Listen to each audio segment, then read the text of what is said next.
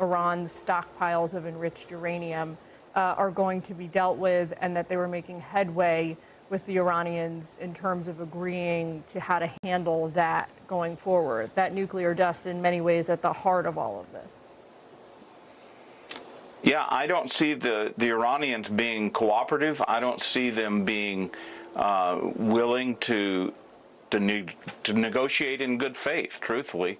So I think that we need to back up our position with a military campaign that continues what we had going before. I just don't see a way forward. This is a generational opportunity.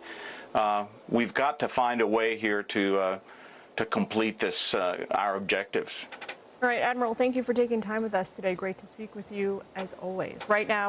Breaking today, Israel's Benjamin Netanyahu says ground forces are pushing deeper into southern Lebanon, striking more than 100 targets tied to Iran's terror proxy Hezbollah in response to recent drone attacks. Michael Oren joins us now, former Israeli ambassador to the U.S. Welcome to you, sir. Please do let us know your thoughts on this expanded ground operation in Lebanon.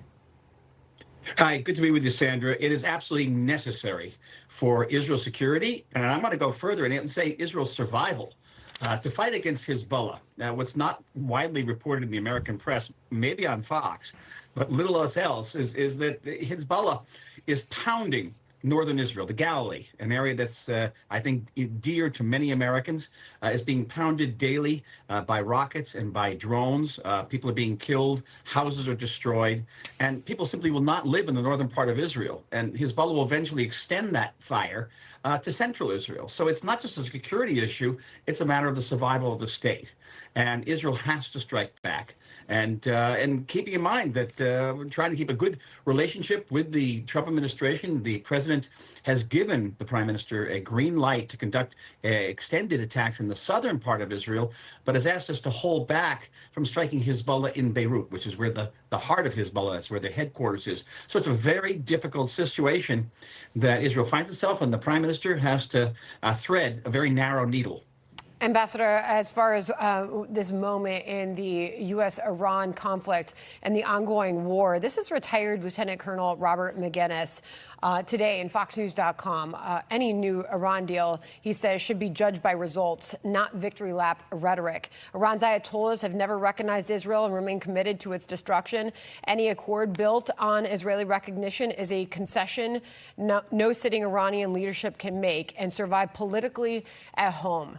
Your reaction to that? Well, I read the article, and I agree with the bulk of it, certainly. But we are in the Middle East, and the Middle East has a different definition of victory, Sandra. In America, you want to note how many ships of the enemy you've sunk and how many facilities you've blown up. And in the Middle East, it's whether you can come out of the rubble and flash a V sign and say, hey, I'm still alive. I survived. And that's the case with Hamas. Hamas is supposed to give up its weapons in Gaza. They're not giving up their weapons because no one's forcing them.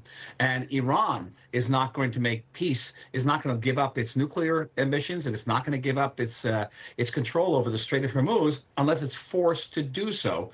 It cannot be induced. It may want to get paid off with billions and billions of dollars, but what's it going to do with the billions of dollars? It's going to support terror, make more ballistic missiles, and more instability in the Middle East and throughout the world. Well, now we've got this cabinet meeting that we are told will be happening at Camp David tomorrow with President Trump and members of his cabinet. We'll see what comes from that. Always appreciate your analysis. Ambassador, thank you very much. Welcome back. A live look at oil prices as Iran's regime is threatening consequences for U.S. strikes overnight on Iranian targets. A U.S. official says those strikes took out 2 boats that were busy laying mines along the Strait of Hormuz.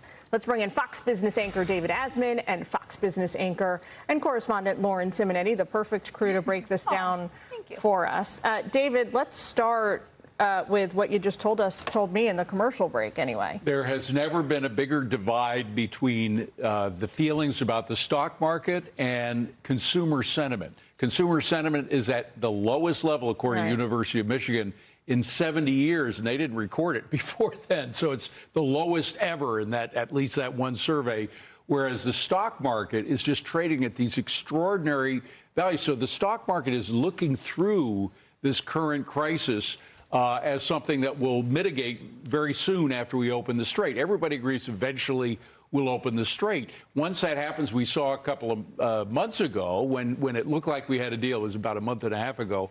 And the oil prices came way down into the 70s. So it did happen quickly, as the president said. But in the meantime, inflation is beginning to spill over into the real economy. We had an inflation number of the PPI, Producer Price Index, come out at 3 times the level, the annual level that we were expecting. So it is spilling out into the core inflation rate. That excludes energy prices and food prices. We also have interest rates going up, and of course that's hurting the real estate market at exactly the point in time. The spring sales have been killed by the rise in interest rates. The 30-year mortgage now is at 6.5%. People thought it was going to go into the 5s by now. Yeah. So people feel it's tough. And of course, the media, the mainstream media is trying to pile on Trump and saying that this is the worst of times, when in fact, there are other indicators. It really isn't so bad. Lauren, I know you can't obviously predict the future. However, we do know that there's this bottleneck, for lack of a better term, of like 2,500 ships that have been sort of building up, trying to pass through. Yep. Once the strait, as David talks about, opens up, whenever that is, what kind of a timeline are we looking for things to get back to so-called normal? It'll take about 1 month, according to Kepler, to get to 50% of the normal level. There are so many things that the shipping companies and the captains have to go through. Who goes first?